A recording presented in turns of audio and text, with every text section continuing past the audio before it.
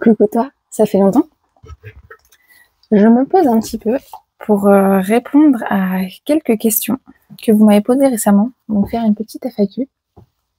Donc on va commencer tout de suite. On m'a posé une question, alors je vais les cocher à chaque fois. Il y a beaucoup de passages dans ma rue, donc je risque de faire beaucoup de cuts, désolée. Comment te sens-tu par rapport à ton déménagement en Suisse? Eh ben, je me sens plutôt bien. On a donc réussi à trouver un appartement plus grand que prévu.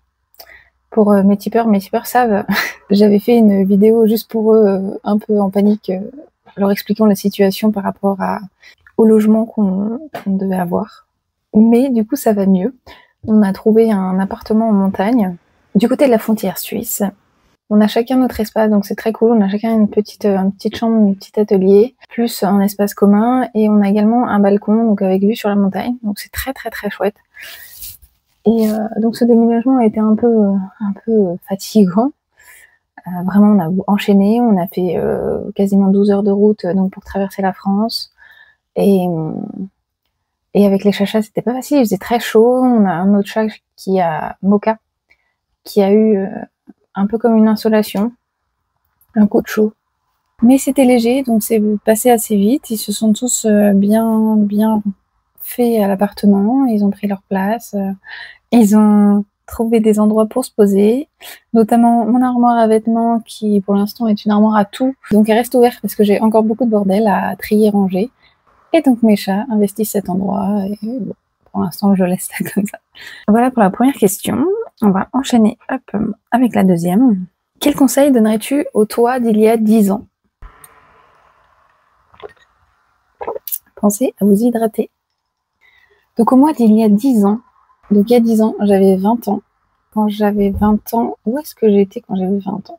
Ah, bah je venais d'arriver, oui, je venais d'arriver en Bretagne. Donc je me suis installée en Bretagne début 2015. Cette année, ça faisait 10 ans que j'étais en Bretagne. C'était la première fois que je restais volontairement dans un endroit aussi longtemps. Et c'était très chouette. Donc le conseil que je me donnerais pour mon moi d'il y a 10 ans, je ne sais pas. C'est compliqué comme question.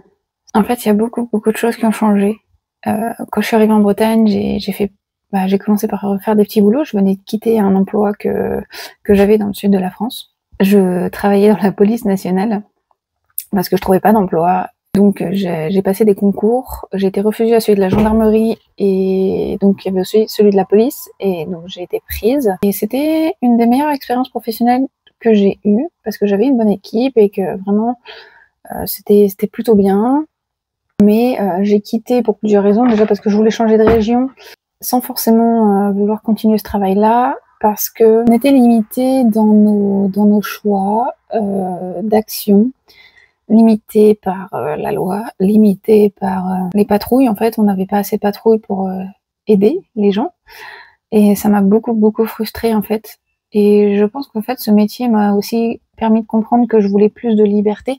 Je suis quelqu'un qui aime vraiment les choses carrées. Mais de là à être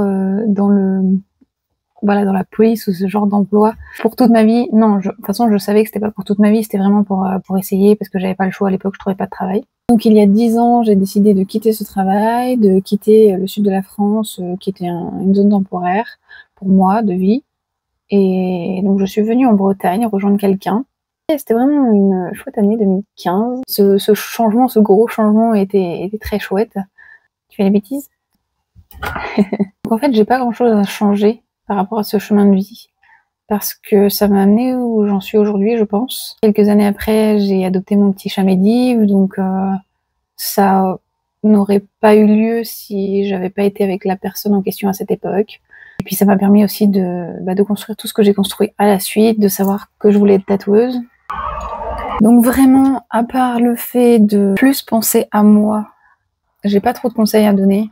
À l'époque, j'étais une grosse geek. Quand je rentrais du travail, je jouais toujours sur mon PC à League of Legends et tout. Et en vrai, j'adorais ça, c'était très cool. Je crois qu'un des seuls points que j'aurais pu améliorer plus tôt, c'est que je me souviens qu'à l'époque, notamment au travail, on achetait des trucs pour manger le midi, genre des pasta box et tout. Et c'est tout bête, ça me revient en tête, mais vraiment, pourquoi j'ai mangé ces choses-là.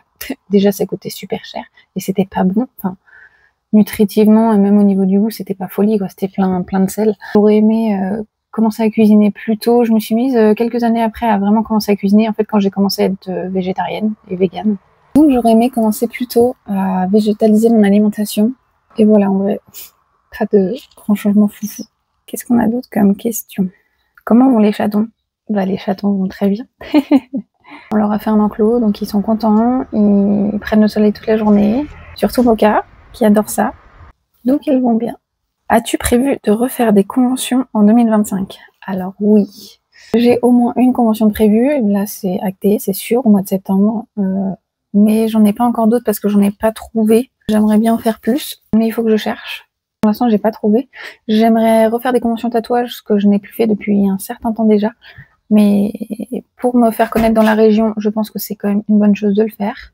En septembre, j'ai prévu d'être à la convention Arcana en Suisse. C'est une convention qui dure 4 jours, si je me trompe pas, qui est basée sur la pop culture, etc. Et ce sera ma première convention en Suisse. Et j'ai très hâte. Et en même temps, je suis épuisée d'avance. Ça a l'air d'être une très grande convention. J'ai pas du tout de recul là-dessus parce que je ne connais personne qui est déjà allé. Par contre, je sais qu'il y a un pôle tatouage, comme souvent dans les conventions comme ça en Suisse. Donc c'est cool, en fait, on va être vraiment dans une zone où les gens sauront que ce sont des tatoueurs. Donc j'ai hâte de voir ce que ça va donner, si on va bosser. Et puis de toute façon, là, vraiment, les conventions sur les prochaines années, les prochains mois, c'est pour la visibilité plus qu'autre chose. Parce que vraiment, il faut absolument que je me refasse de la clientèle dans les parages. Parce que ma clientèle est principalement du côté Bretagne, même si j'en ai un peu partout, mais j'en ai pas énormément dans les parages et notamment en Suisse. Et j'en ai pas d'autres prévus. On m'a demandé quels sont tes plus grands rêves. Et j'en ai des réalisables et des irréalisables. Déjà, on se rapproche de mon plus grand rêve, à moi et mon compagnon. C'est d'avoir un endroit, un lieu de vie qui est dans la nature, vraiment assez éloigné des hommes, il faut l'avouer. Un truc tranquille. Vraiment, c'est l'image du chalet, la montagne, les cours d'eau qui passent sous le jardin, avec tous nos bébés, tous nos animaux, notre petit cocon à nous, quoi. Et on s'en rapproche, en fait. Donc, j'ai bon espoir que ça aille encore plus dans ce sens avec les années. Et après, comme autre rêve, que ceux que j'aime soient immortels, mais ça, c'est pas possible. J'ai vraiment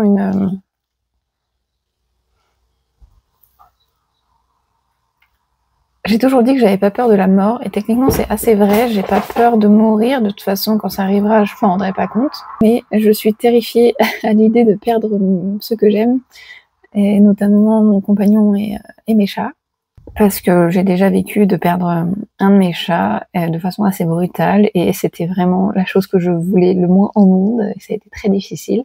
Donc si mes chats pouvaient être éternels et qu'il ne leur arrive rien, j'aimerais fort. Et mon chéri aussi.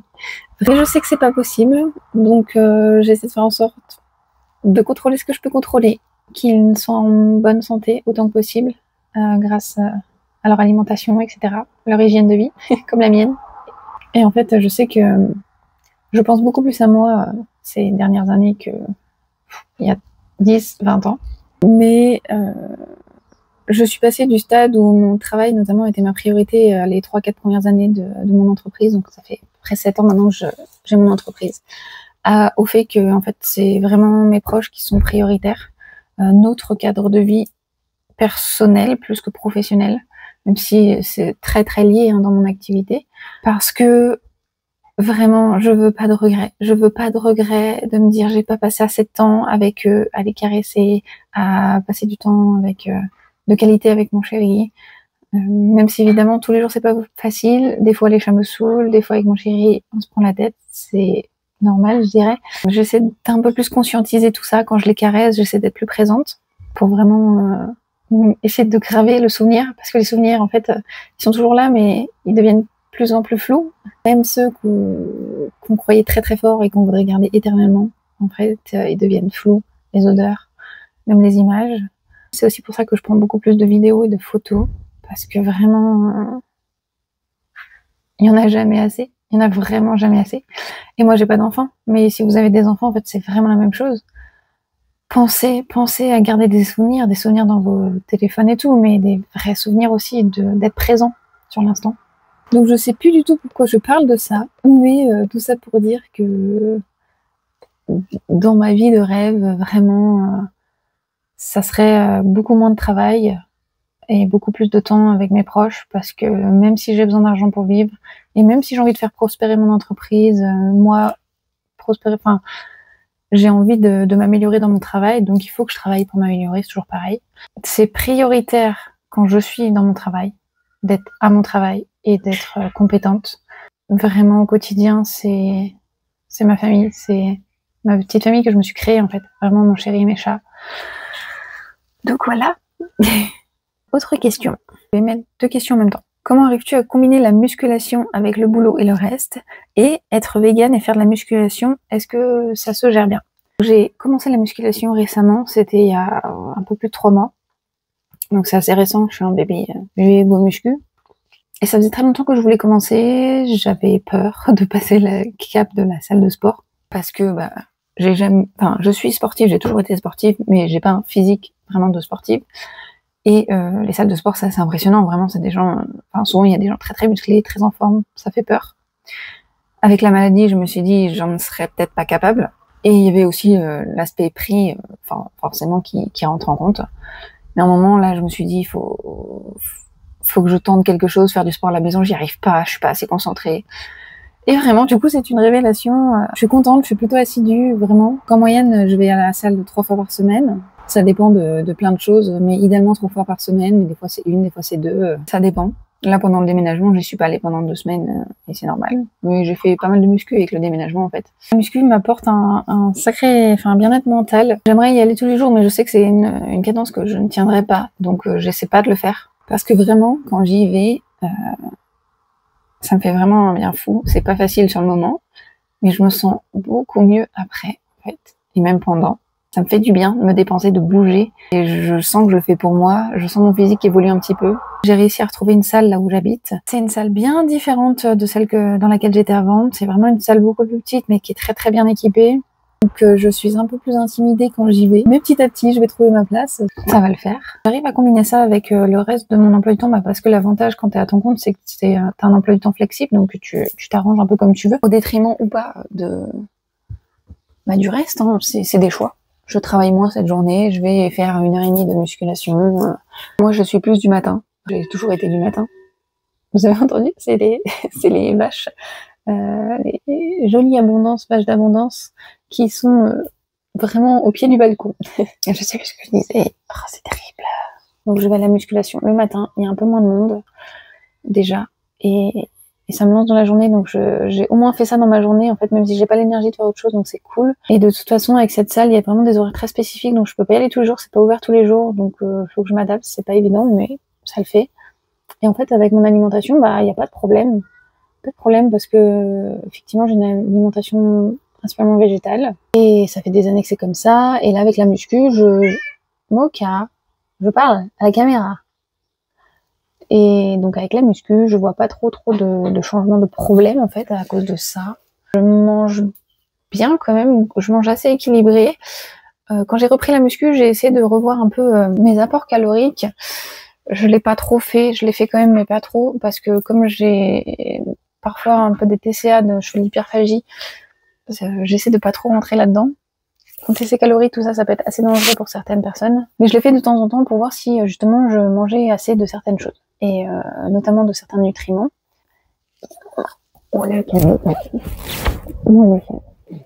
Et du coup, effectivement, je ne mangeais pas assez de protéines. Et je me suis rendu compte que de toute façon, même si j'avais mangé de la viande, etc., je n'en mangerais pas assez. J'ai essayé de l'améliorer. Je me suis acheté des protéines végétales en poudre qui sont vraiment très bonnes. Il faut que j'en teste d'autres, mais je vais d'abord finir celle-là. Sinon, j'essaie de faire plus attention. Je mange plus de tofu, ce genre de choses en fait qui sont riches en protéines. Mais globalement, ça va en fait. Et puis j'ai pas de carence.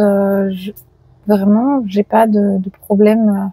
J'ai parfois des problèmes de fatigue quand je suis à la salle, mais je pense pas que ce soit trop lié à mon alimentation. Après, souvent, je fais du sport à jeun parce que je mange pas trop le matin. Mais maintenant, j'essaie de prendre un peu de glucides avant, des fruits, des choses comme ça.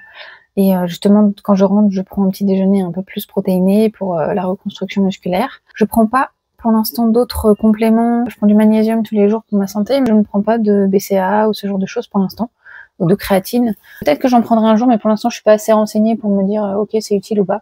J'en apprends beaucoup depuis que justement j'ai commencé la muscu. J'ai ingurgité beaucoup de contenu sur l'alimentation, sur le sport, l'activité physique, etc.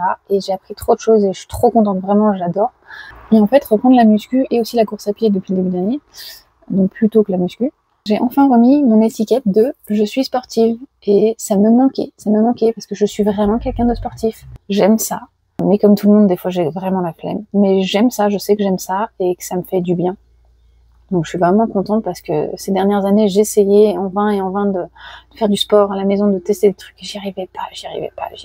Et là je crois que je trouve un rythme qui me convient bien. Avec mon chéri on fait aussi un peu de tennis parce qu'il y a des terrains de tennis gratuits là où on habite, donc c'est trop bien.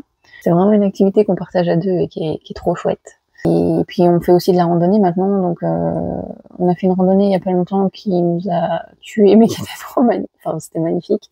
Dans le coin, je pense qu'au niveau activité physique, pour la santé mentale et physique, on va être bien. J'aimerais beaucoup me faire de l'escalade aussi. Ici, il y a des zones d'escalade et depuis le temps que je veux en faire, parce que c'est un sport très complet, j'aimerais vraiment beaucoup. Voilà, j'ai répondu à certaines de vos questions. J'ai pas répondu à toutes parce que bon, sinon cette vidéo serait bien trop longue. Et j'espère que ça a répondu à quelques-unes de vos interrogations et on se revoit dans une prochaine vidéo. Salut!